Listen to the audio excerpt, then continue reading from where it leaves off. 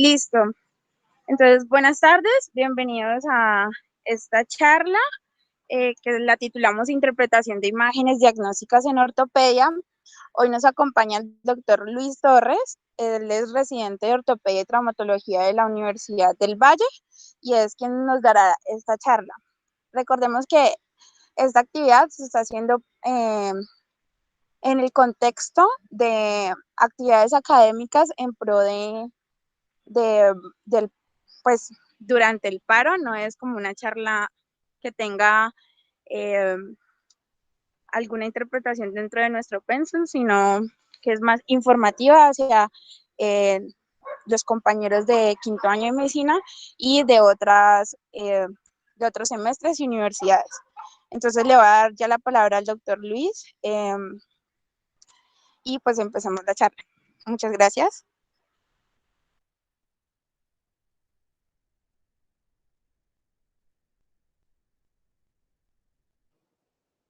Bueno, buenas tardes a todos de nuevo.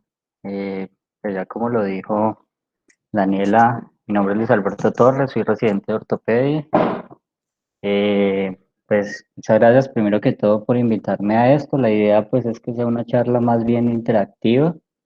Cualquier pregunta que tengan me la hacen saber para irla respondiendo, porque pues no es un tema, cuando uno habla de interpretación de imágenes en ortopedia, pues lo primero que uno hace es basarse pues como en la radiografía, pero cada patología o cada situación, hablando de trauma o la misma ortopedia, pues tiene unos signos diferentes. Entonces eso hace que pueda ser un tema muy chévere, muy práctico o también que se convierta pues en un tema tedioso. ¿Me confirman si ahí se ve la presentación? Hola. Sí, doctor, sí se está viendo. Bueno, entonces, pues la idea es que la idea es, los objetivos es pues para ver unos temas como básicos, y después de eso la dividí como en grandes partes, una que son fracturas y otra que son imágenes oncológicas. Vamos a ir avanzando y pues si no se cansa mucho, pues hacemos la segunda parte y ustedes me dirán. Entonces, la radiografía, pues es básicamente el estudio, el primero que utilizamos, siempre que ustedes o los que ya han pasado por acá nos dicen, bueno, ¿qué vamos a pedir? Y básicamente nos dicen, bueno, haz lo tuyo. ¿Qué vamos a pedir? Pues una radiografía. Y eso, pues realmente es un estudio barato, rápido, que pues tenemos acceso en muchos hospitales. Y pues es un estudio negativo, realmente uno ve un hueso y lo que estamos viendo es un negativo de esa situación, pero nos puede brindar mucha información que ocasionalmente con los nuevos estudios pues ya está o dejamos pues de como de segunda, eh, en un segundo tiempo o si o acaso de pronto lo olvidamos, pero realmente nos brinda muchísima información. Como fundamentos, realmente pues uno tiene que primero ver cuál es la densidad radiográfica, eso depende del grosor del tejido, que eso a su vez tiene que ver con el peso anatómico. Entonces, entre mayor grosor, pues hay mayor absorción de la irradiación y eso hace pues que la película que uno expone para poder tomar una radiografía pues no se irradie tanto, ¿ya? Entonces eso es lo que llamamos una imagen radiopaca. Eso como el gold estándar o el punto donde vamos a tener la imagen más que generalmente es el aire, como vemos aquí, por eso traje esta imagen para que lo observen. Entonces, entre menos grosor, una irradiación menor de la película, perdón, una irradiación mayor de la película expuesta, y pues se va a volver más radiolúcida, que sería lo negro. ¿Listo? Entre más grosor, digamos como en los huesos, digamos que hay menor irradiación de la película expuesta y se van a imágenes radiopacas. ¿Listo? Y, Doctor, qué pena lo interrumpo. señor, Es que no están viendo, o sea, no se están pasando las ¿dónde se diapositivas. quedaron? O sea, está en la primera diapositiva, no se ha pasado a la segunda. Manique.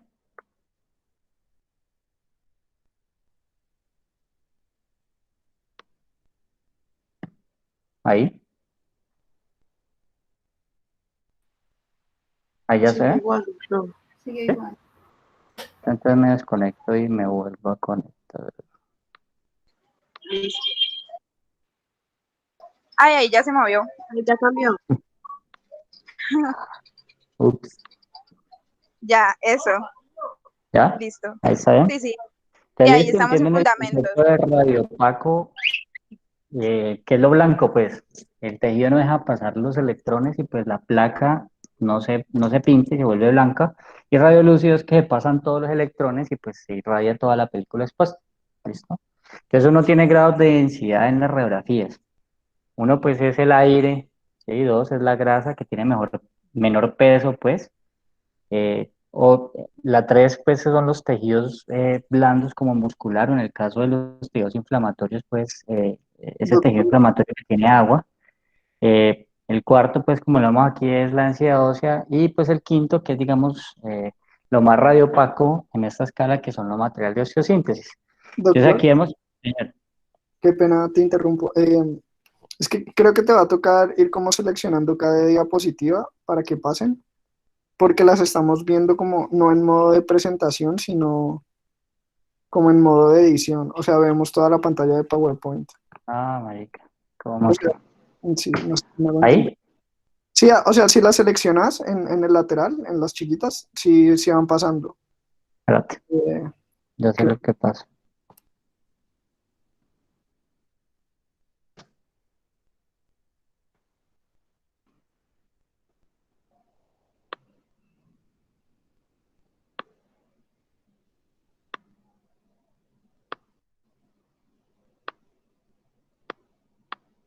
Ahí, ¿me sí, oró? doctor. Listo, bueno, entonces aquí tenemos la forma de densidad, entonces, pues eso es para mostrarle que una radiografía tiene mucha más información de lo que uno piensa. Y aquí les traigo un ejemplo, por ejemplo, una radiografía de un niño de 1 año, en donde listo, ustedes ven que tiene una fractura radiodistal, ya vamos a ver de pronto un poquito más de eso, pero ustedes se dan cuenta, uno puede ver una escala de grises acá, en donde uno ve un tejido inflamatorio, ahí están viendo el cursor, ¿sí? Sí, doctor. Sí, Sí, Vemos un tejido de grasa y vemos pues el aire, pues que en teoría debería ser un poquito más negro, de pronto es algo en cuanto a la calibración pues de la radiografía como tal. Y eso nos habla pues de un trauma de alta energía, ¿no? Si ustedes se ven acá, un niño de estos con una fractura, con una lesión en donde vemos un gran tejido pues, inflamado, pues inclusive nos alerta a que pueda ser un síndrome compartimental. Entonces, cuando uno va a hablar de la evaluación de las radiografías, pues uno tiene primero que tener un orden, ¿no? Hay unos que dicen que primero los huesos, que segundo pues el tejido, unos que dicen que de arriba hacia abajo, que de la lateral hacia el centro, pero realmente ustedes deben tener un orden como a ustedes les quede más fácil. Y nadie les puede decir cuál es la mejor opción, pero ustedes deben revisar toda la radiografía. Eso es lo principal. Ahora, las posiciones óseas. Lo principal que uno tiene que ver para ver si tiene una lesión, si tiene una fractura, lo primero es ver las relaciones articulares, ¿sí? De los huesos, esta pues una radiografía AP de pelvis, donde vemos el hueso coxal, ¿sí? La sínfisis, las relaciones sacroiliacas, aquí vemos parte de la columna lumbar y vemos las caderas. ¿Listo? Entonces ustedes en este ejemplo pues van a ver toda la relación articular, aquí vemos que son articulaciones congruentes. Vamos a ver. Seguimos la cortical, ¿sí? La cortical, la cortical, la cortical, para ver si hay alguna pérdida de esta continuidad que nos hable de pronto de una fractura o de una lesión.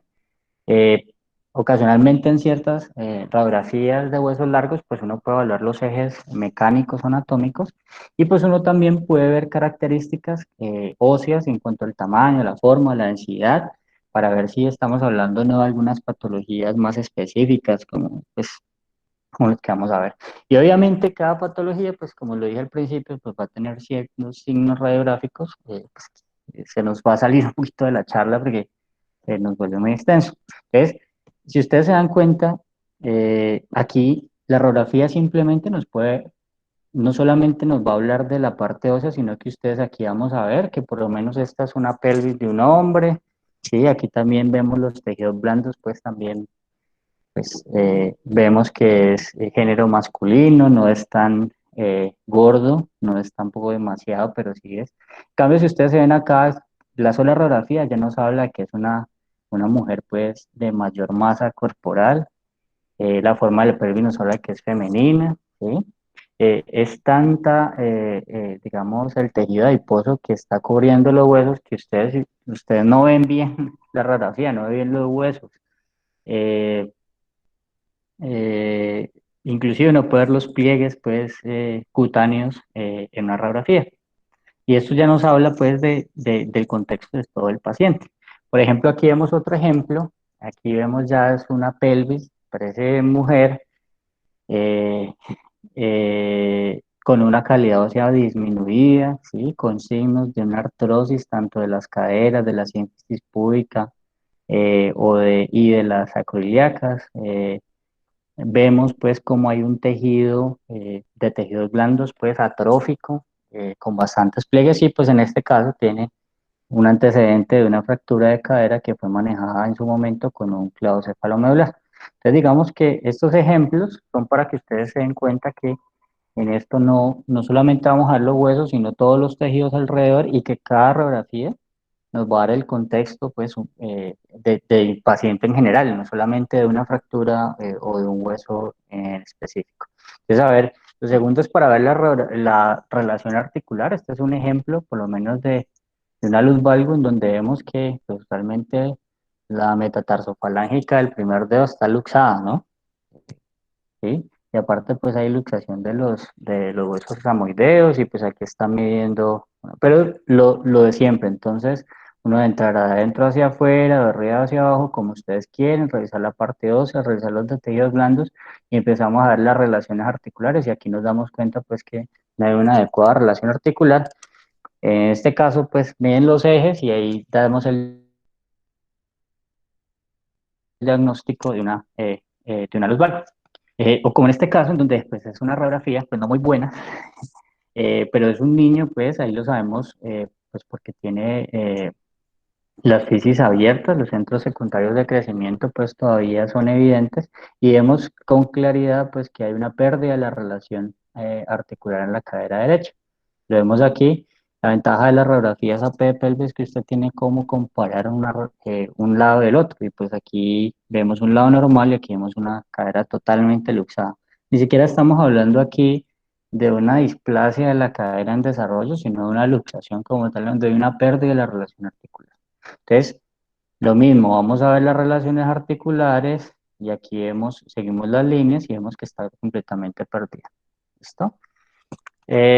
Las líneas corticales, pues esto es específicamente si uno quiere ver o tiene sospecha de que hay una fractura y uno justamente, pues esto es una radiografía lateral de la rodilla, uno puede seguir las corticales, en este caso pues realmente no se ve que haya alguna fractura, ¿sí? Aquí eh, vemos que está sobre una superficie, el pared fue en supino, la toma de la radiografía, y comparamos con esta por lo menos, que es comparativa, y si uno se va a seguir las líneas, pues aquí vemos una disrupción de la cortical y aquí hay una sospecha que puede haber una fractura. Entonces, aquí le muestro de forma comparativa para que vean eh, de pronto puedan saber pues uno a veces cómo sabe que hay una fractura o en qué sitio está, siguiendo las corticales solamente. Listo, aquí tenemos un ejemplo, uno ya con un poquito más de experiencia sabe que este es el cóndilo medial y que este es el cóndilo lateral dependiendo de la posición de los platillos tibiales. Y pues uno confirma con una segunda proyección en donde vemos que hay una fractura que nosotros llamamos una fractura de Hoffa del cóndilo medial. Ahora bien, este es otro ejemplo de seguir las corticales, en donde vemos una línea de Klein perdida, ¿sí? Si ustedes se dan cuenta, en el lado izquierdo vemos una línea del cuello que pasa por una parte de la cabeza, se pierde en esto y pues es, digamos, un signo de una luxación de la cabeza de la epífisis capital femoral en los niños. ¿Listo? Entonces ya vemos, primero, entonces radiografía de dentro hacia afuera, del centro hacia los lados, de los lados hacia adentro, de arriba hacia abajo, de la derecha, como ustedes quieran, pero revisar absolutamente todas las características de la radiografía. Lo segundo es seguir las líneas corticales y revisar la congruencia articular, dependiendo de la patología. ¿Listo? Lo tercero es pues ver las características óseas, ¿sí? Como en este caso vemos que tiene una deformidad en callado de Pastor, que nos hace una displasia fibrosa, ¿sí? O esto en donde tenemos una forma acuñada de las cabezas, pues que nos habla de una enfermedad de Perthes. ¿Listo? Entonces, ver las características, ciertos sitios de los huesos, o si hay alguna deformidad evidente. Ocasionalmente hay fotografías en los estados iniciales, pues que no nos van a dar esto, ¿no? Estos ya son deformidades muy severas, pues en un paciente que ya tiene largo tiempo de evolución. ¿Listo? Lo siguiente es ver las articulaciones y traigo como ejemplo pues una radiografía de una rodilla que claramente tiene signos de artrosis, ¿no? Eh, para nombrárselos y por ejemplo uno puede ver signos de artrosis con esclerosis de los bordes, ¿sí? Aquí si ustedes se dan cuenta son bordes esclerosados, o sea, están más blancos. Uno ve formación de osteofitos en ambas, osteofitos en espejo, ¿ya? Por ejemplo, aquí tenemos el tibia pues digamos están cara a cara con otro osteofito pues en cóndilo femoral. Hay quistes óseos subcondrales. Si ustedes se dan cuenta de esta imagen que es un poquito más negrita, pues es un huequito, pues que es un quiste óseo que se produce pues por la artrosis. Y si ustedes se dan cuenta que es algo muy específico, cuando aquí pues no tenemos la posibilidad, es una disminución del espacio articular. Esto pues es una imagen de una paciente supino y lo que nos va a dar mayor pronóstico pues es que se la tomaran de pie para ver realmente cuál es la situación real del espacio interarticular, que es como lo más significativo y lo que nos da el pronóstico de una artrosis. Que obviamente el lateral, pues mira, vemos toda la pérdida de una relación articular eh, patelofemoral con osteofitos, digamos que eso principalmente son los signos de artrosis. Y la densidad ósea, pues que uno puede tener un aumento en la densidad ósea, que puede ser general, como en este caso una osteopetrosis o en la enfermedad de Payet, o local, como en el caso, por ejemplo, de una osteonecrosis y una disminución, pues generalmente por una osteoporosis, que es lo más común, pero también hay otras causas. Aquí vemos, por ejemplo, un aumento local, donde vemos una necrosis avascular del talo, aquí vemos una necrosis avascular del navicular, ¿sí? Que produce un aumento local de la densidad ósea. O en las lesiones tumorales, sobre todo las que son blásticas, este es un ejemplo pues, de una lesión metastásica donde sea próstata pues, en la columna, o esto que es una lesión con aumento de la ansiedad local en la tibia proximal en un osteosarcoma. También hay que tener en cuenta que uno puede tener aumento de la densidad y esto depende del contexto. Por ejemplo, esta es una niña de 8 años que tuvo una fractura de antebrazo y en el seguimiento pues va a desarrollar unos cambios, pues, pero se deben pues a la formación de su callo óseo. ¿Listo? Ahora bien, la disminución de la densidad, lo más frecuente es que sean por osteoporosis o por desuso. Un paciente que tenga una fractura de radio, que no mueva la mano, pues él va perdiendo la densidad ósea por una ley pues, que se llama una ley de Wolff. Y eso es una osteopenia por desuso. O también hay lesiones óseas focales que pueden hacer que se pierda la densidad ósea de forma focal, como esto que es una lesión bien sea por una metástasis o por un mieloma.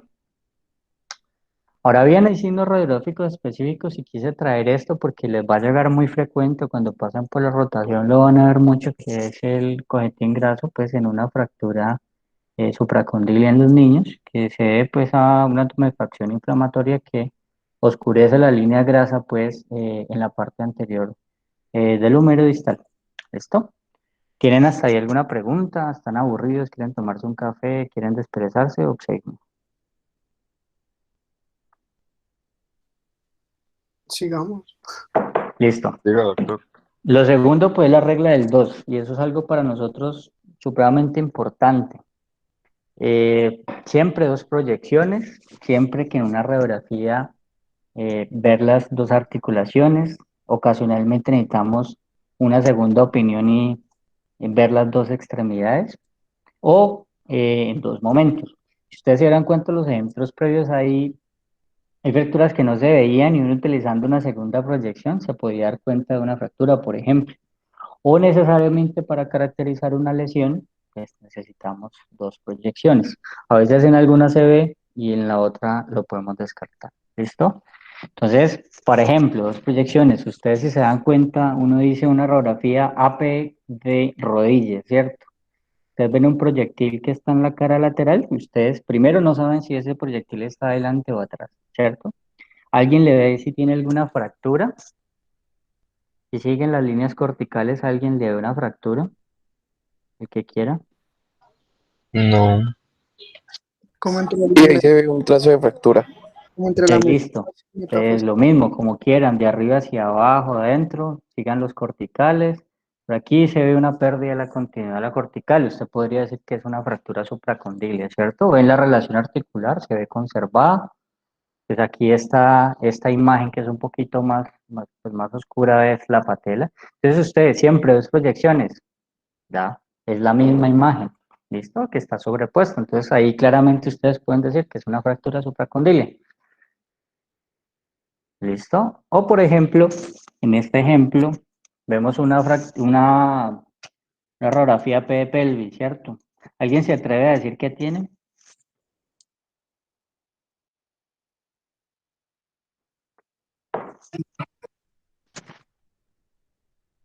Bueno, entonces, esta pues tiene un antecedente por alguna razón, no sé si por artrosis o por una fractura de cuello, pues una prótesis total de cadera derecha, ¿cierto?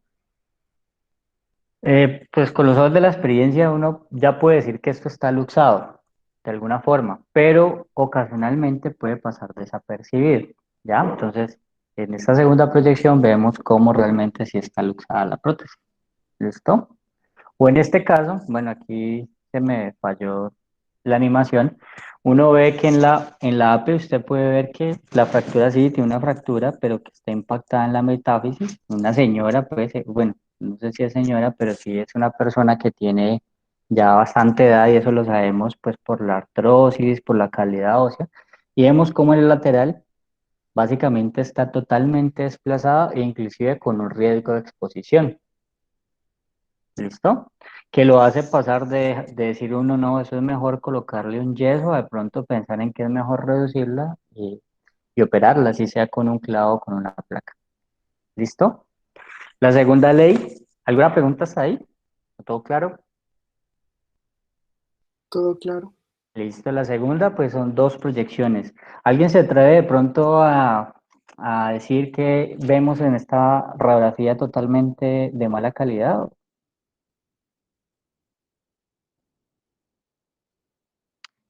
Bueno, aquí vemos el radio, aquí vemos la ulna. Si uno ve aquí simplemente, yo me podría jurar que esto es una fractura diaficiaria en el tercio medio de la ulna o del cúbito, ¿cierto? Si vemos con más atención o si tuviéramos una radiografía con las dos articulaciones, podemos ver que hay una pérdida de relación de la cabeza del radio pues con el húmero, ¿ya? Entonces esto deja de ser de una simple fractura de la diáfisis del cúbito a una luxofractura de Montegg, ¿sí? Que ocasionalmente el manejo puede ser diferente, sobre todo pues porque hay una inestabilidad pues de esta parte, ocasionalmente hay una lesión pues de la membrana interósea y que puede comprometer toda la movilidad de prosupinación del antebrazo. Entonces digamos que dos articulaciones supremamente importantes. Este es un ejemplo que llegó hace poco acá. Acá tenemos pues, si ustedes me creen, una fractura conminuta pues de todo el cúbito, ¿sí? Y uno se quedaría tranquilo con esa radiografía. Mira que aquí pedimos una P, y aquí tenemos AP de la muñeca, y pedimos una lateral, y tenemos una lateral de la muñeca, ¿cierto? ¿Me siguen? ¿Ustedes quedarían tranquilos con eso? Alguien que se tire el ruedo. De pronto por la cinemática del trauma, pedir una de húmero. Ya. Bueno, eso es otra cosa que de pronto vamos a hablar un poquito más adelante. No tan largo, pero esto fue por arma de fuego. La cinemática de pronto cambia un poquito, ¿cierto? Porque no es un trauma en varo con una fuerza deformante tal, pues sino que es digamos, una lesión externa en donde puntualmente dañó de una forma severa pues la ulna o el cúbito. Pero uno quedaría contento con eso.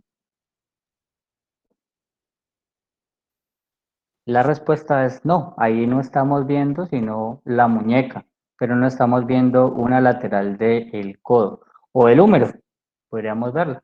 Aquí vemos una lateral del codo y vemos que no solamente está fracturada el cúbito, sino que está luxada la cabeza. Hay una teoría de esto, es que de pronto, eh, digamos, el muchacho le estaban disparando, fracturaron el cúbito con la bala, pues, y en la caída se luxó el cúbito, porque realmente por proyectil de arma de fuego, pues realmente no tiene la cinemática para luxar la cabeza, pero probablemente pasa mucho, sobre todo cuando están en huida. Las dos extremidades, y este es el ejemplo clásico, son las fracturas supracondilias en los niños. ¿Por qué? Porque realmente uno tiene un proceso y un desarrollo desde más o menos los 2 años hasta los 2, en donde van a aparecer progresivamente los centros secundarios de crecimiento. Entonces, primero pues va a aparecer uno a veces se puede confundir si tiene 4 o 5 años, ¿listo? Y entonces nos llega aquí un niño, creo que de 6, 7 años, perdón, con dolor en el codo, dice la mamá que se cayó, ¿ya? Y entonces usted llega y dice, esto pues puede ser una fractura, esto puede ser un cóndilo lateral, yo por aquí le veo algo, ¿cierto? No sé si esto será un cojinete graso, ¿ya? De los que han pasado de pronto por ortopedia, ¿te atrevería a decir que es una fractura supracondilia?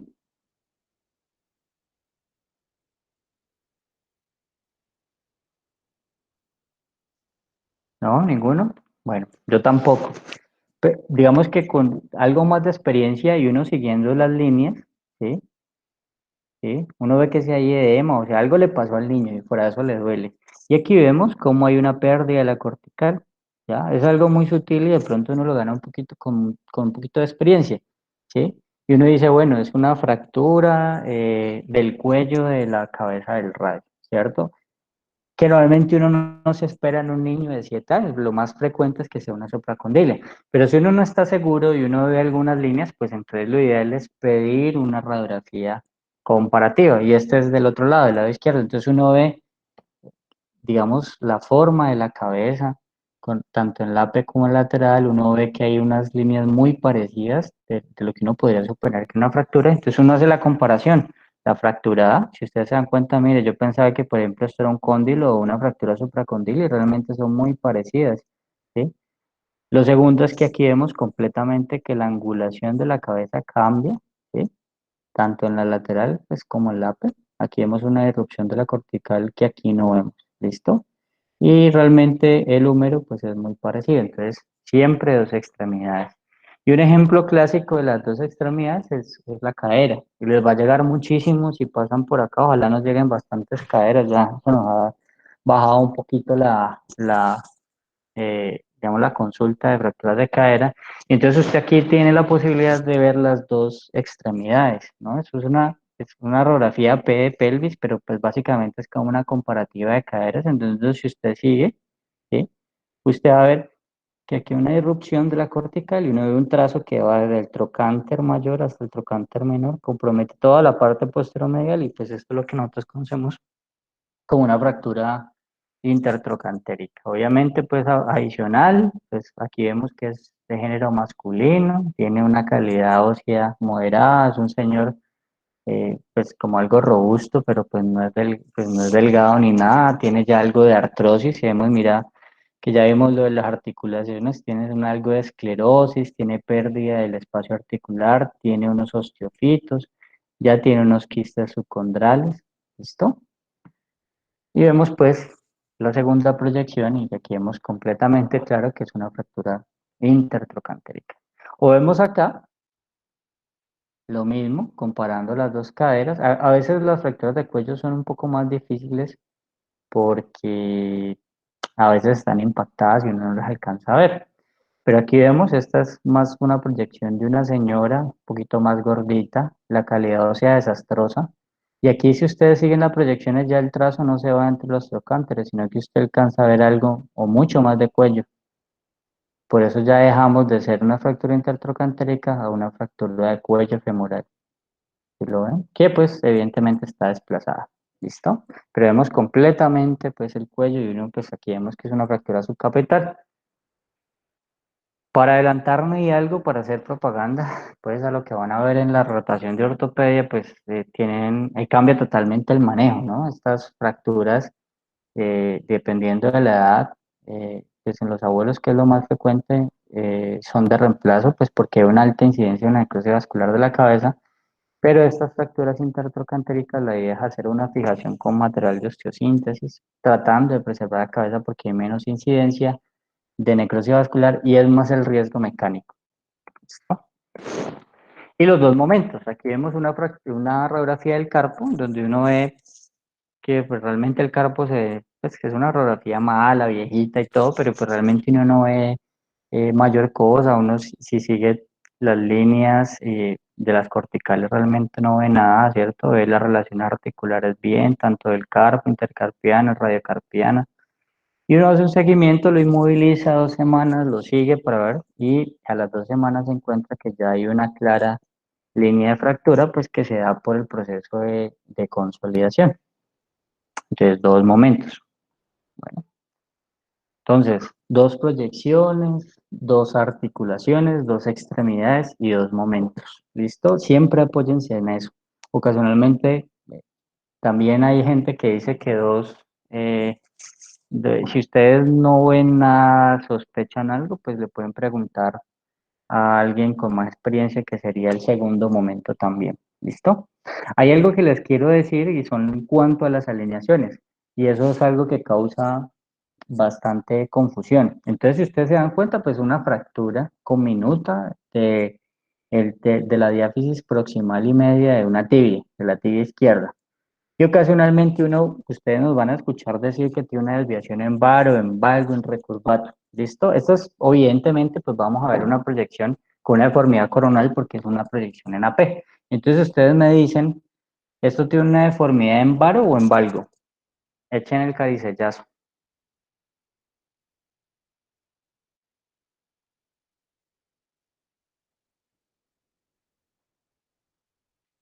¿Alguien que se atreva o no? ¿O no, realmente no tiene ni idea qué es eso? Yo diría que en Valgo. Listo. Yo creo que en varo, pero no tengo ni idea. Listo, bueno, primero que todo, el varo o algo son deformidades o malalineaciones, dependiendo de lo que usted esté midiendo, en el plano coronal. ¿Listo? O sea, el plano coronal es como si tuviéramos una línea, pues, que pasa de, de medial a lateral y divide en anterior y en posterior, ¿cierto? Que si es una luxación, que si es una fractura, en donde hablamos de desviaciones, o que si es una mala alineación en un niño que pues, tiene alguna deformidad congénita o una mala alineación por el crecimiento. Lo que uno conlleva, si es varo o algo, es la desviación del segmento distal. ¿Listo? Me explico. Si estamos hablando de una coxa valga, ¿sí? O una coxa vara, perdón, es porque el fémur se está desplazando hacia medial. Si estamos hablando de un genu varo, es porque la tibia se está desplazando hacia medial. ¿Listo? Por el contrario, si es un genu valgo es porque la tibia se está desplazando hacia el lateral. Entonces, el varo es que se me desplace hacia la línea media, ¿sí? Hacia acá. Y el valgo es que se desplace eh, ¿qué? Se aleja de la línea media. Entonces, aquí vemos una fractura que tiene una desviación en varo. ¿Listo? Porque si ustedes se dan cuenta el eje, el desplazamiento que tiene el segmento distal, siempre es con el segmento distal, se acerca a la línea media. Esto es medial y esto es lateral. ¿Sí me entienden hasta ahí? Sí. Sí, doctor. Listo.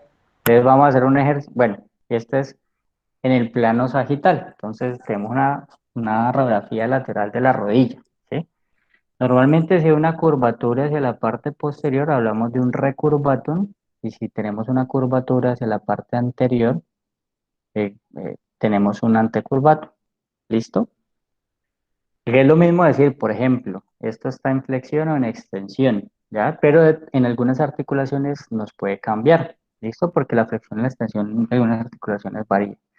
Entonces, en este caso, como tiene una curvatura en la parte posterior o una deformidad en extensión, hablamos de un recurvato. ¿Listo? Entonces, aquí tenemos, ¿sí? Acuérdense, siempre es el segmento distal. Y obviamente, pues esto no es de radiografía, pero pues para que pronto entiendan eso que yo sé, yo lo vine a entender cuando entré a la residencia. Entonces, tenemos siempre lo que está desplazado, por lo menos en los huesos largos, es el segmento distal. Entonces tenemos el fémur y esto está desplazado hacia el lateral, ¿cierto?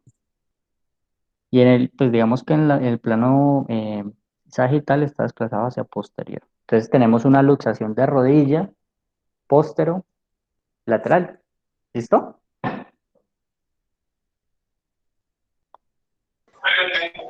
¿Tienen alguna pregunta respecto a eso?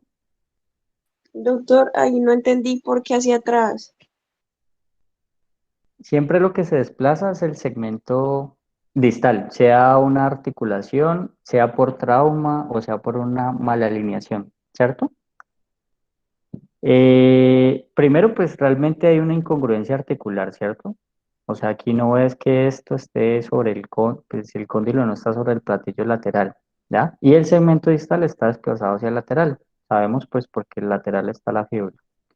Ahora bien, normalmente uno espera, si eso no está congruente, pero realmente esto no, digamos uno aquí lo ve como bidimensional, perdón, pero pues usted sabe que esto está luxado, o sea está hacia el lateral y esto pues realmente no lleva un eje de alineación en el plano sagital. Si usted traza un eje sobre el fémur, normalmente esperaría que esto pasara por la mitad, e inclusive un poquito anterior hacia la tibia. ¿Ya? Entonces uno ya sabe que eso está hasta posterior. Y es evidente, ¿no? Mira, ¿sí? Entonces, Ah, ok, ok. lo que Gracias. quiero Sí, mi darles a duda era que entender no es sabía que, si, ¿cómo? o sea, mi confusión era que no sabía si se contaba lo que la parte como proximal o la distal para saber si Sí, estaba el fémur hacia adelante o lo de abajo hacia exacto, atrás. eso es, básicamente esto lo que quiero es que se lleven, es que siempre cuando uno habla de desplazamiento es con respecto al segmento distal, ¿listo?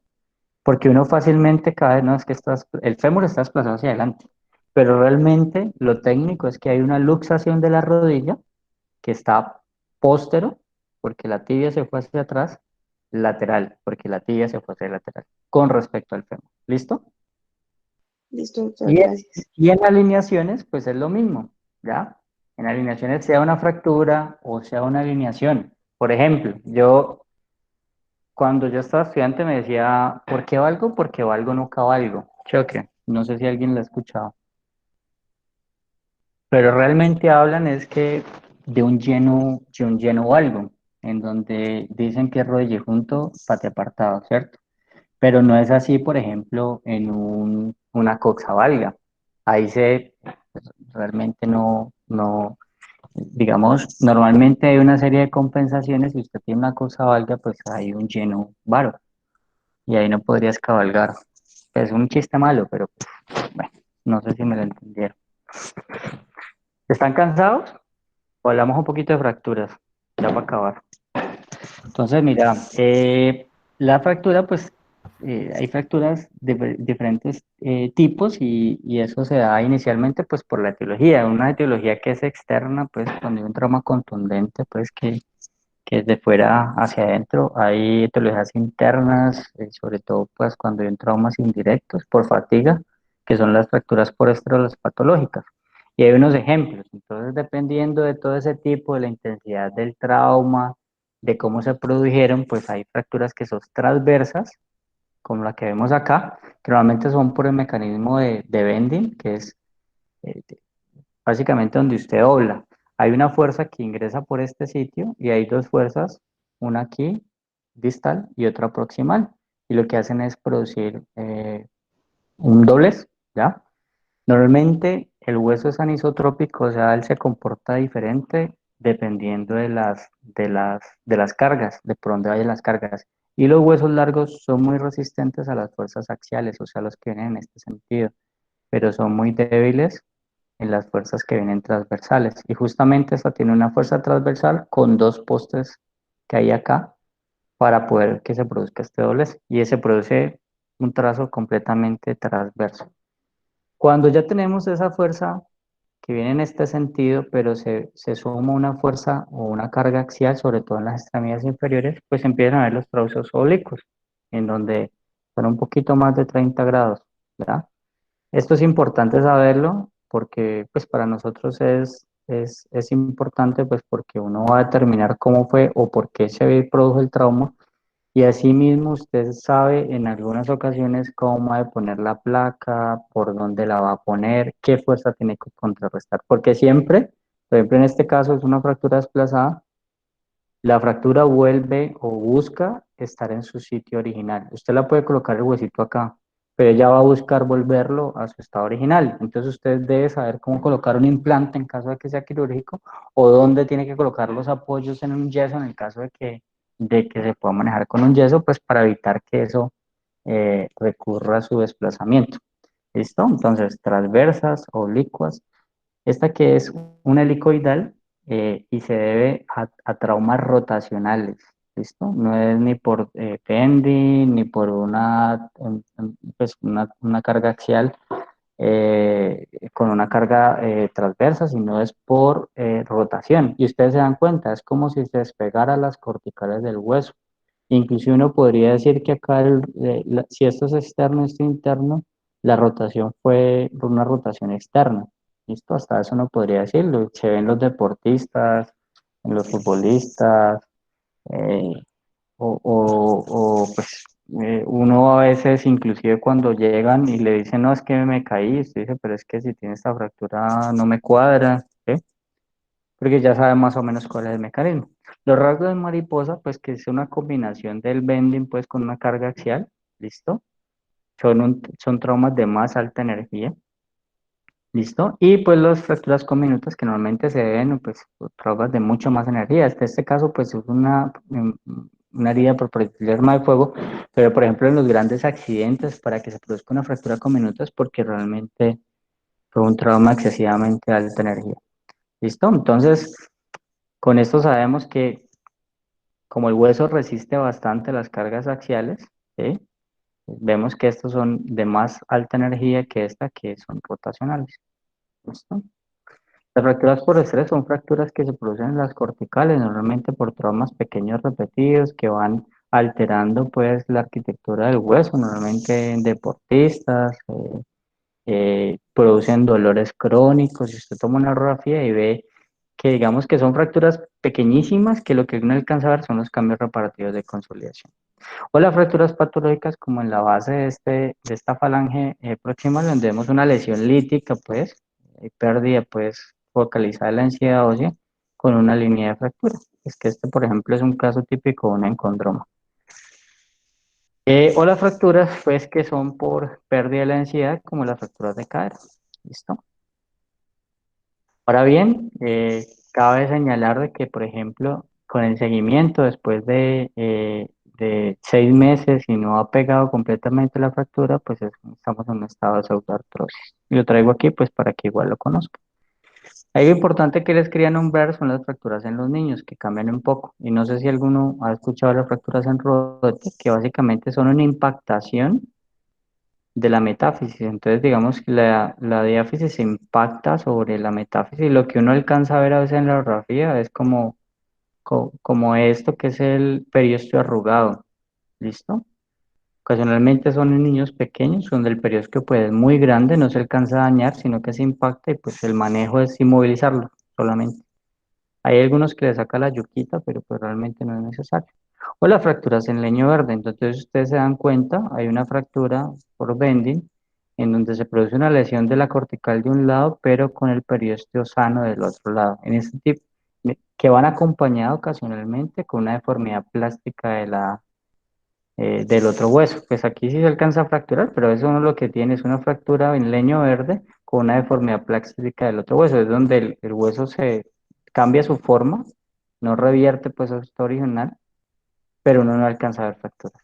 El manejo de esto pues es hacer una reducción y normalmente fracturar el otro lado, no está fracturado.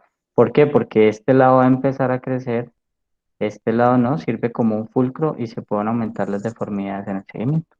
¿Listo? Bueno, chicos, yo creo que, pues, no sé, ya es una hora casi. No sé si tienen alguna pregunta con respecto a esto. No sé si se durmieron. ¿No tienen alguna duda? Si quieren pueden poner las preguntas en el chat o alzar la mano.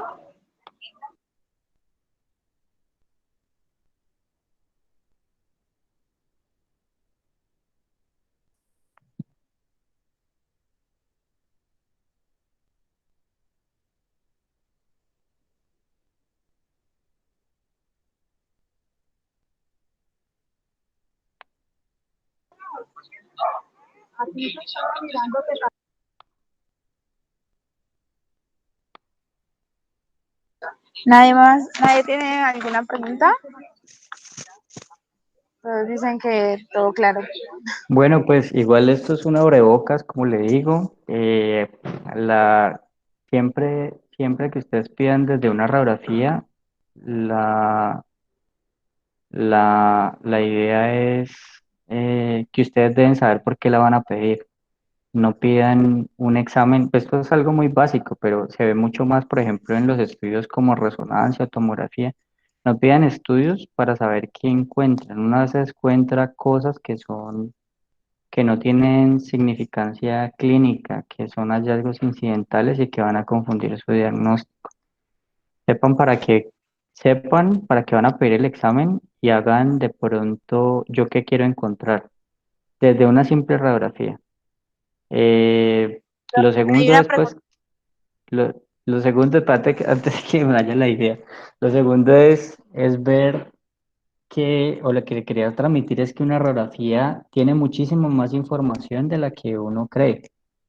Eh, Ocasionalmente ustedes van a escuchar de pronto para los que roten acá en ortopedia que a veces uno va a decir, bueno, tiene una resonancia, tiene una tomografía, y va a decir un profe dice, ¿y la radiografía? Porque nos da un concepto general de cuál es el trauma, nos habla de alineaciones, nos habla inclusive de biomecánica, de cómo fue el trauma, y eso nos va a aportar para ver yo qué le voy a hacer en el manejo, porque ocasionalmente un TAC nos brinda más información de cómo es el rasgo, por ejemplo, en una fractura intraarticular, pero pues usted no sabe por dónde le va a entrar o en dónde va a poner una placa. Vamos a ver Bueno, Andrés Quintero pregunta, me quedo dudas con respecto a la reversoflexión. ¿Es si la porción distal se va hacia atrás? Normalmente es más si el recurvatum es si se va, pues uno, hay algo que ustedes tienen que ver que una cosa es el vértice de una deformidad, que es lo mismo decir que es la curvatura y otra cosa es decir la desviación. Si ustedes se dan cuenta, obviamente todo tiene que ver con el segmento distal, ¿cierto? Si ustedes se dan cuenta, aquí está desviado hacia adelante, ¿cierto? Si ustedes ven el ápex de la deformidad, es atrás, que son cosas diferentes. Entonces, una curvatura es diferente a digamos, a un vértice. Pero aparte de esto pues está trasladado, ¿no? Que es otra cosa. Cuando yo hablo del recurvatum, se debe a que la angulación está atrás, ¿sí? Y obviamente pues la desviación es hacia adelante. Es una deformidad en recurvatum. A veces, no sé si ustedes se dan cuenta que hay muchas personas que, que tienen un recurvatum de la rodilla, entonces usted se ve como si esas rodillas estuvieran metidas. A eso se debe, que tiene una deformidad, pues, un vértice hacia posterior. Y el antecurvatum, pues, es al contrario. Tiene una curvatura anterior que genera, pues, una desviación hacia la parte posterior. En este caso, por eso es recurvatum. Eh, Si uno trasladara, déjame ver, si uno trasladara, para que pronto por la traslación confunde, si uno pudiera trasladar este, que es el eje del hueso proximal, ¿sí? Usted ve que el vértice de la deformidad es posterior, ¿sí? Digamos que por la traslación uno ve como más severa esa deformidad, pero realmente cuando uno traza los ejes, realmente esa deformidad será de unos 20, 30 grados máximo. ¿Ya entendiste? Sí, Doc, ahí escribió que ya entendió. ¿Alguien Bueno. más tiene alguna otra pregunta? ¿Entendieron lo del lleno, pues lo del varo o del valgo, no? Acuérdense, varo es que se acerca, eso es medial, esto es lateral, se acerca a la línea media. Esto es varo porque el segmento distal se está acercando hacia la línea media, ¿sí? El valgo es que se aleja de la línea media y se debe al segmento distal. ¿Listo? Si quieren, entonces vamos a hacer un ejercicio ya, por ejemplo, esto. Es, todos los días ustedes en la consulta van a ver señoras que llegan con dolor en las rodillas. O inclusive que a uno ya le empiezan después a doler con los años las rodillas. Si ustedes se dan cuenta, eh, aparte pues de los cambios de artrosis, uno puede mirar unos ejes, ¿cierto? Entonces, si ustedes trazan un eje acá, hasta no se ve. Ahí ya se ve, ¿cierto? Sí, Entonces ya se, ustedes trazan el eje del fémur, ¿cierto?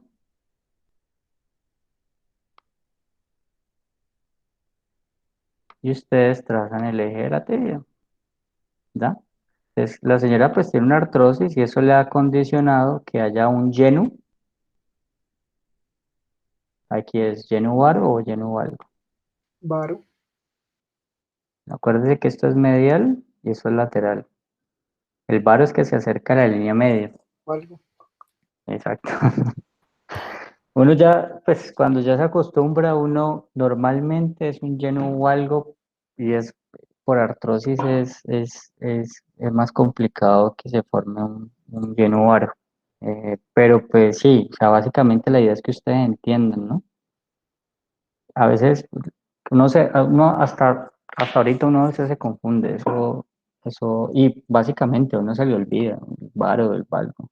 Pero si ustedes se quedan con que usted la deformidad la tiene que ver con el segmento distal, ya yo creo que quedo conforme con la charla.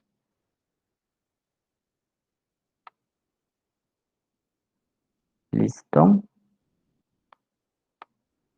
listo. Em, no veo más preguntas en el chat. Bueno, no, pues muchas gracias. Muchas gracias a usted, doctor, por la Gracias a charla. ustedes por la invitación. Espero no haberlos hecho dormir en este día lluvioso.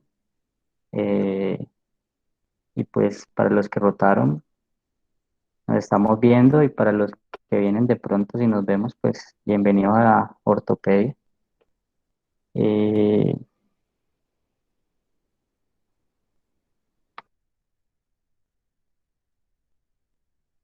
Listo. Majo, puedes dejar ya de grabar. Y muchas gracias. Muchas gracias a todos por la asistencia.